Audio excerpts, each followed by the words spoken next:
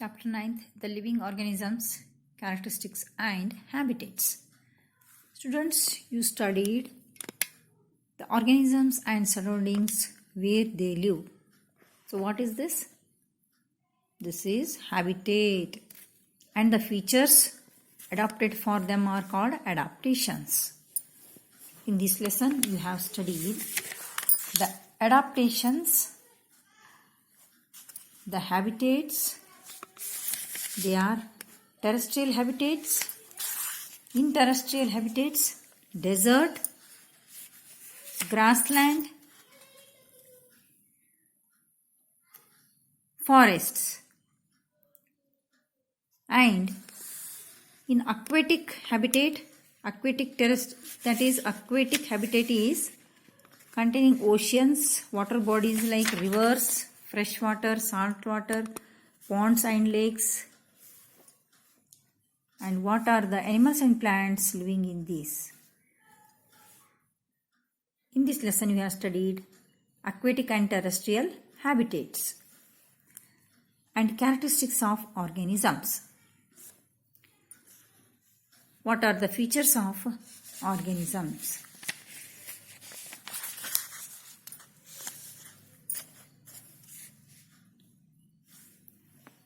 Do all organisms need food? Then do all organisms show growth? Then do all the organisms respire? Do all organisms respond to stimuli? Then all living things respond to changes around them. Living organisms and excretion. Do all organisms reproduce their own kind?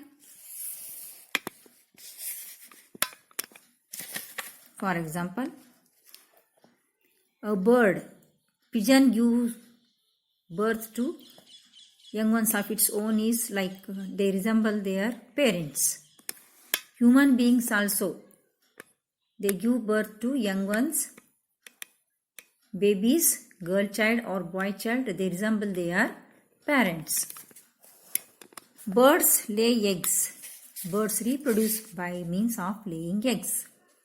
And after that they hatch, produce young ones. Animals reproduce their own kind. The mode of reproduction may be different in different animals. Some animals produce their own young ones through eggs. Some animals give birth to young ones. Plants also reproduce like animals, but plants differ in their mode of reproduction. How? Plants reproduced by means of seeds, by means of stems, regrowth, regeneration, through leaves, by roots, etc. They are called vegetative propagation. So many plants reproduce through seeds. Plants reproduce seeds, and also they reproduce by germinating the seeds. They grow into new plants. They also reproduce by parts other than the seeds. For example, part of a potato with a bud. You can see potato in the growing into new plant of potato plant by means of its buds. These buds are like eyes. We call eyes. A new plant grows from a bud of potato. Plants also reproduce through cuttings. You can name what are those? The plants reproduce through their cuttings are mogra, jasmine, show plant, hibiscus, and rose plants, etc. Do all organisms move? We say animals, insects, birds move.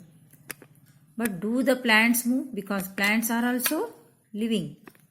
Generally, we call plants do not move, but they show movements in their growth. However, various substances like water, minerals and food synthesized by them move from one part of the plant to the another. Have you noticed the other kind of movement in the plants? Yes, that is opening or closing of flowers. The buds, tender buds grow and they bloom to show flowers. So you can say the bud to flower is also opening of a flower is movement.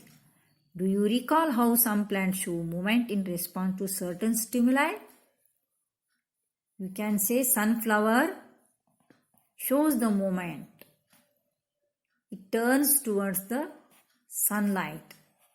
In the morning, it is facing towards sunflower face towards east, and also evening it moves towards evening, that is towards the sunset, west side. So like this, plants also show movements. In touch me not plant, mimosa, when you touch them, they shrink, they show movement.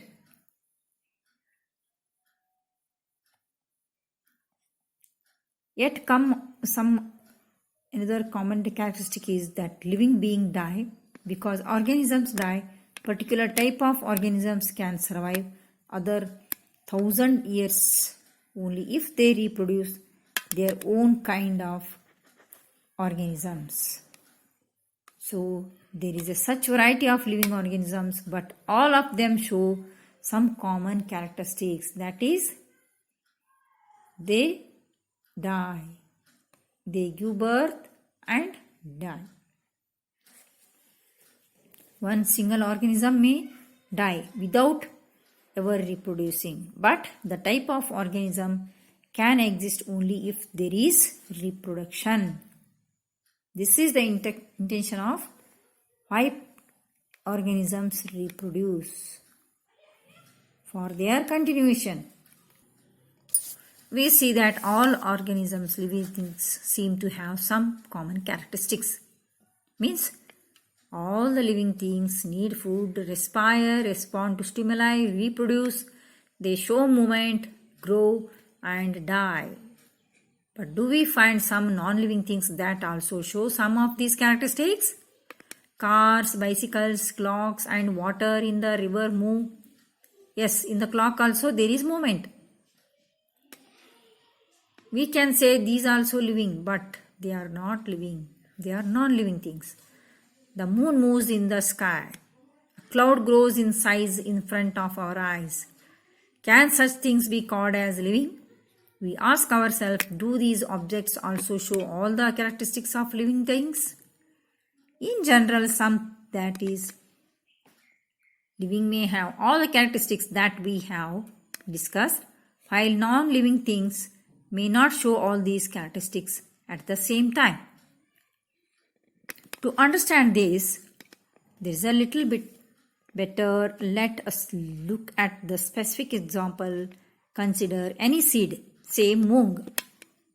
Moong, is it living? But it becomes living when we soak it in water, and after germination it becomes a small plant. It grows into a new plant. After a month, it shows growth and also some of other characteristics of the leaf.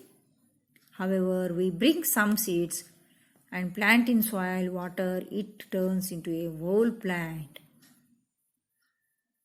It needs food, it excretes and reproduces. So we can say this is also living, but when it was seed, it is part of the living. When then it is life. What then is life? Then what is the life? What do you mean by life? Push your hand deep inside a sack of wheat. Do you find it is warm inside? Yes, there is some heat being produced inside the sack of wheat. The seeds respire and in that process give out some heat. We see that Respiration is a process that takes place in seeds even when some of the other life processes may not be very active. It may not be very easy to answer our question, what then is life? However, looking at all the diversity of the living organisms or living beings around us, we can conclude that life is beautiful. Yes, because life contains all these processes are amazing processes. So let us learn the keywords. ADAPTATION, adaptation. AQUATICHABITAT, aquatic, habitat. Biotic component, BIOTICCOMPONENT. Biotic components are living components. Excretion, EXCRETION, excretion. GROWTH, growth. Habitat, HABITAT, LIVING, living. Reproduction. Respiration. Stimulus. Okay, let me summarize the lesson once again. The surroundings where plants and animals live is called their habitat. Several kinds of plants and animals may share the same habitat. The presence of specific features, habits, when enable to a plant or an animal to live in a particular habitat is called adaptation. There are many types of habitats. However, these may be broadly grouped as terrestrial, on the land, and aquatic, in water. There is a wide variety of organisms present in different habitats. Plants, animals, and microorganisms together constitute biotic components.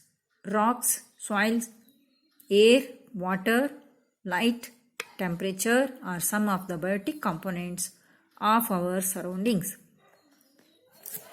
Living things have certain common characteristics. They need food, they respire and excrete, respond to their environment, reproduce, grow, and show movement. So this is all about the lesson. Chapter 9, Living Organisms, Adaptations and Habitat. Thank you. Have nice times.